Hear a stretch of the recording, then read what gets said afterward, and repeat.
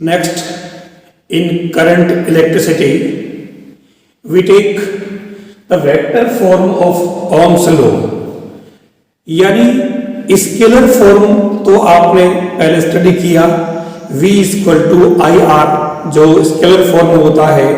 तो vector form कैसे होता है, तो इसी ओम्स लॉ को अपन वेक्टर फॉर्म में कन्वर्ट करने के लिए, डिराइव करने के लिए हमने जो पिछले वाले जो वीडियो में ड्रिफ्ट वेलोसिटी और रिलैक्सेशन ऑफ टाइम लिया था, हम उसको इसमें कंसिडर करें। तो आप देखें कि vector form of Ohm's law, ये जो करंट इलेक्ट्रिसिटी का जो टॉपिक है, J equal to sigma E, ये है वेक्टर फॉर्म और इसको अपने को प्रूव करना है। J जो है करंट डेंसिटी है। आप देखें किसी क्रॉस सेक्शन के अंदर से जब इलेक्ट्रॉन मूव करते हैं तो उस क्रॉस सेक्शन के अंदर से जो करंट इलेक्ट्रॉन जब मूव करें तो उसके अंदर जब क्रॉस सेक्शन की डायरेक्शन अगर थीटा एंगल से अगर उसको इंक्लिन कर दें या डिफ्लेक्ट कर दें तो उस केस में यहाँ पर क्या होगा, हमारे पास जो current density J equal to I upon A N, ये ए एन जो है हमारे horizontal component of cross section area है। तो यहाँ J equal to I upon A N implies J equal to I upon A N यानी कि component of horizontal तो a cos थीटा। तो उस केस में I equal to J a cos theta और ये स्केलर प्रोडक्ट का जो डेफिनेशन है उससे I equal to J dot a बन जाएगा।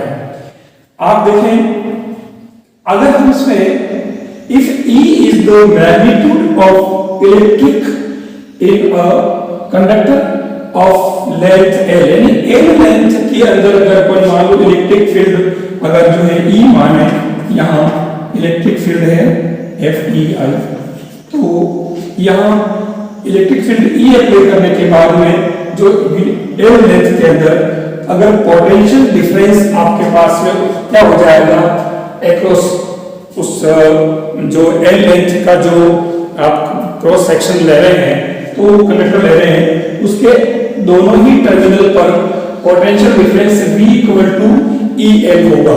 आप तो जो फर्स्ट टर्म्स जो पोटेंशियल जो डिफरेंस का आपने पढ़ा था डेफिनेशन, उसमें आया था कि V equal to minus E dot dl, ये आपने पढ़ा था। तो इसी फॉर्मूले से ये V इक्वल टू EL आया है यहाँ पर इस फॉर्मूले से। तो उस केस में यहाँ माइनस डायरेक्शन को शो कर रहा है इसलिए हम मेंशन नहीं किया है। अब V इक्वल टू IR जो कि ओम्स लॉ है स्केलर प्रोडक्ट के अंदर, और EL ऐसे ही। अब आपको पता है कि resistance depends on length and cross section and nature of metal. तो यहाँ पर रो जो है उसकी रेजिस्टिविटी है, तो आप देखें कि L के तो प्रोपोर्शनल होता है और क्रॉस सेक्शन एरिया के इनवर्सली प्रोपोर्शनल होता है, रो के प्रोपोर्शनल होता है। तो उस हिसाब से हमने I equal to rho L upon A यहाँ लिया। रो जो होता है वो 1 अपॉन सिग्मा होता है, रो यानी रेजिस्टिविटी और सिग्मा जो है वो कंडक्टिविटी, दोनों ही इनवर्स होते हैं एक दूसरे के। तो उस केस में IR इक्वल टू EL, और EL को ऐसे रखा और यहाँ R की वैल्यू पुट की, ये रो L अपॉन A है। आप देखिए L से दोनों कैंसिल हो जाएगा। E equal to I upon A rho, ये I अपॉन A जो है वो हमारे करंट डेंसिटी J हो जाएगा।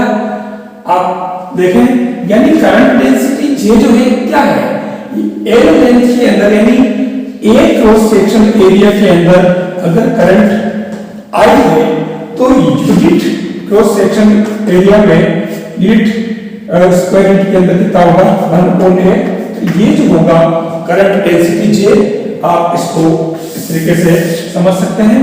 तो ये E इक्वल टू J रो, या रो की जगह हमने 1 अपॉन सिग्मा ले लिया कंडक्टिविटी, तो उस केस में E equal to J 1 upon sigma यानी J equal to sigma E। यानी ये जो है इनकी एक फिक्स डायरेक्शन होती है।